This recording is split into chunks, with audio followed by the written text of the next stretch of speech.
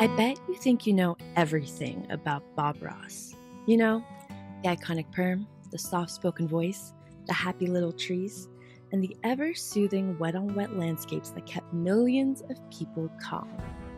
But what if I told you that behind the gentle whisper was an Air Force Master Sergeant stationed in Alaska who promised to never yell again? A man who hated his afro, smoked cigarettes, drove a fast Corvette, barely made a single dime directly from his 403 TV episodes, and spent his final years embroiled in a high stakes corporate battle over his own name and legacy. Favorite art instructor, Bob Ross.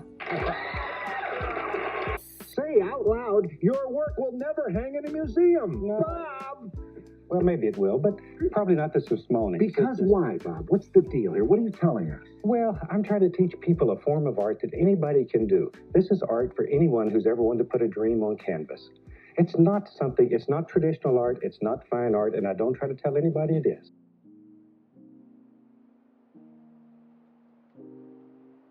Hello, my lovelies, and welcome to episode 2 of Paint and Chats.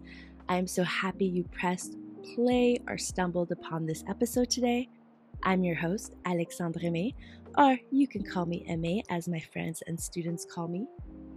Before we dive in, I want you to grab your brushes, open your sketchbook, get out your bedazzler, or set up whatever creative project you're working on right now. The goal of the show isn't just to tell stories, it's to inspire you to create while you listen, and I'll be creating along as well.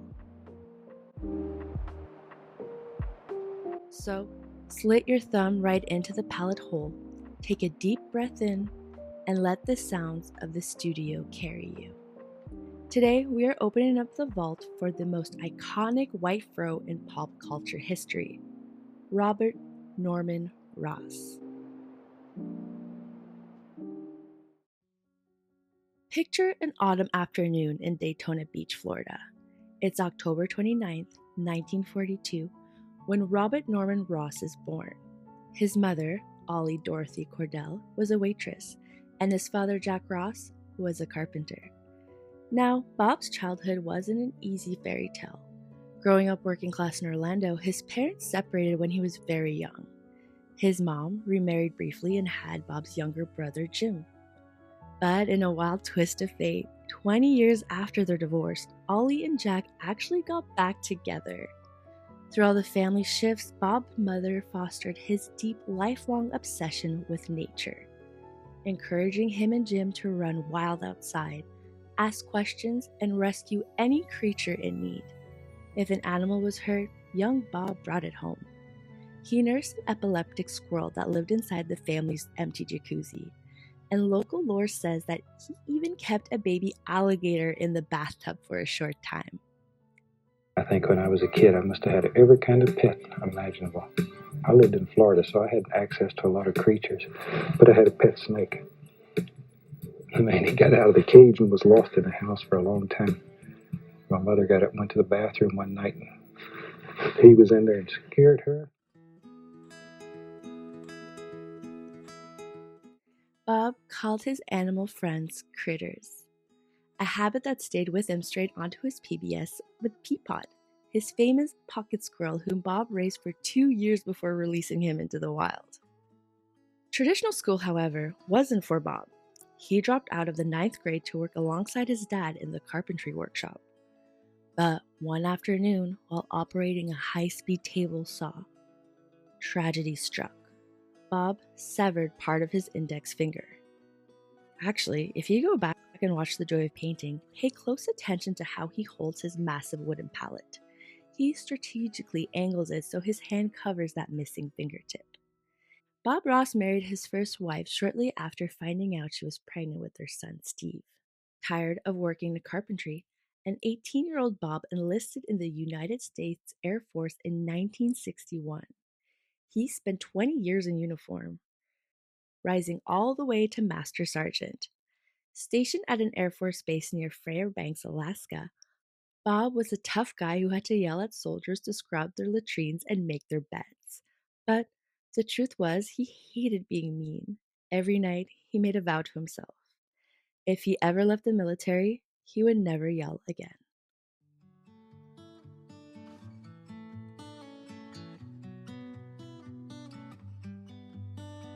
Alaska changed everything for him. He took his very first painting class at the local USO club in Anchorage and picked up a side gig as a bartender. Between shifts, he began painting snowy Alaskan peaks on gold panning pans to sell to tourists. Those raw gold pans are some of the only authenticated Bob Ross art pieces you can privately own today. When he retired from the Air Force in 1981, he took a massive gamble. He told his second wife, Jane, a military-based secretary he married after his first marriage ended, that he was taking 1 year to make it as an art instructor. If it failed, he'd come straight home. To cut expenses while touring the country in a motorhome, Bob decided to perm his hair so he wouldn't have to pay for regular haircuts. He called it getting his springs tightened. He actually hated the hairstyle, but once it was printed on every paint bottle and book cover and official logo, he was locked in for life. Right now, in my studio, I'm working on my portrait of Bob. But instead of natural flesh tones, I'm building layers of vibrant cotton candy pinks, deep reds, and purples. For me, colors carry distinct emotional energies, and I base it off the chakras, to be quite honest with you. So for me, pink captures his gentle warmth, while red taps into his underlying root energy and strength. All right, back to our inspo for today. While bartending in Alaska, Bob watched a PBS show called The Magic of Painting, hosted by German artist Bill Alexander. Bill taught the classic 16th century à la prima wet-on-wet oil technique, a method used by historical masters such as Monet. By layering wet oil paint over wet gesso and paint, a complete landscape could be completed in under 30 minutes. When Bill retired in the early 80s, he literally handed his 2-inch paintbrush to Bob on national television. Hand over that almighty brush to our mighty man, Bob. But Bob made a brilliant tactical change. Where Bill was boisterous and energetic, Bob lowered his voice to a gentle, hypnotic whisper. He knew his core daytime audience was looking for comfort, so he spoke directly into the camera as if having an intimate, private conversation with a single friend. Evergreen tree. He lives right there. Start with just touching the canvas. Use just the corner of the brush, just the corner, and begin pushing, making the bristles bend slightly downward. See there? Look at that. Isn't that a nice little tree? And he lives right here in this brush. Here's the kicker. Bob completed 31 seasons. That's 403 total episodes of The Joy of Painting. And he did it completely for free. PBS didn't pay him a salary. The TV show was an elaborate, beautifully relaxing advertisement for his true commercial powerhouse, Bob Ross Inc. During his early traveling workshops, Bob met a student named Annette Kowalski. Annette was grieving the tragic death of her 25-year-old son in 1982. And Bob's calm painting class brought her back to life. Annette and her husband Walt, a newly retired CIA officer, saw enormous commercial potential in Bob. I'm Bob Ross, and for the next 13 weeks, I'll be your host as we experience the joy of painting.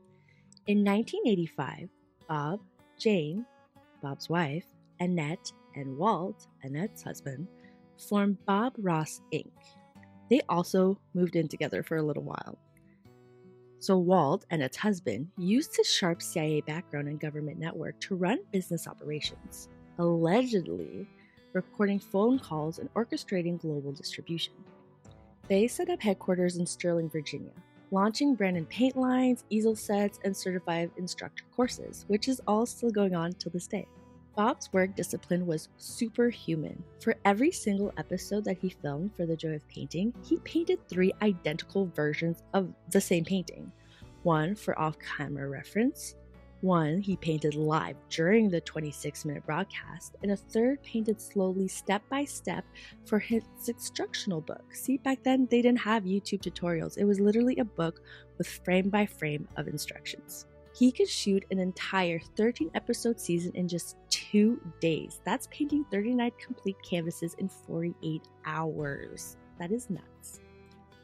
Behind the scenes, though, relationships grew tense. Bob was a charming flirt on the road, and rumors swirled an intimate affair between Bob and Annette, which caused deep marital strain with his wife Jane.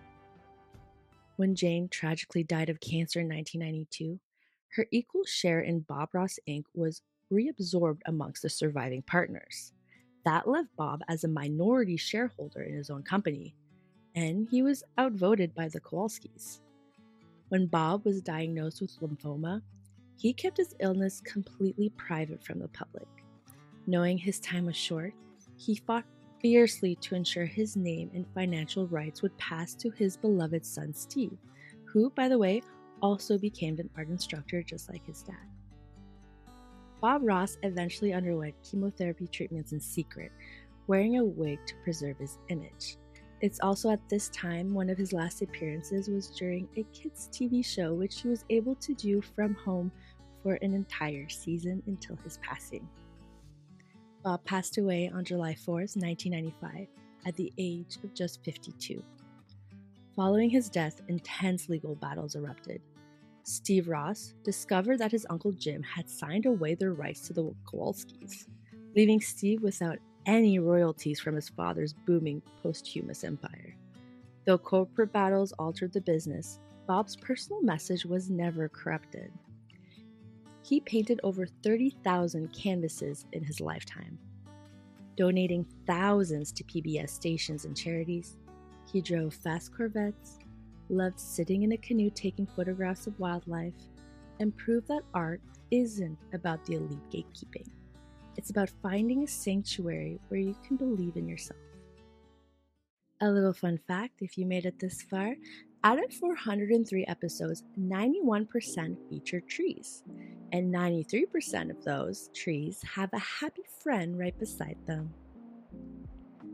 So as I put the final touches on my pink and purple portrait of Bob, I hope your canvas or your project is coming to life too. If you like this deep dive into the untamed lore of Bob Ross, make sure to like, subscribe, and leave a review for Paint and Chats with Alexandre Aimée on Spotify or YouTube. Until next time, keep creating, stay curious, and give your little trees a happy friend.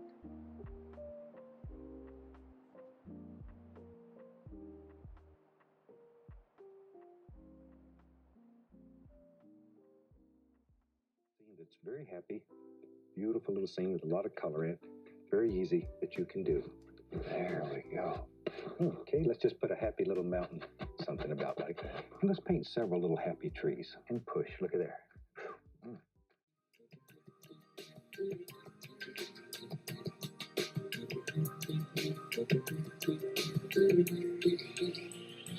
This is your world.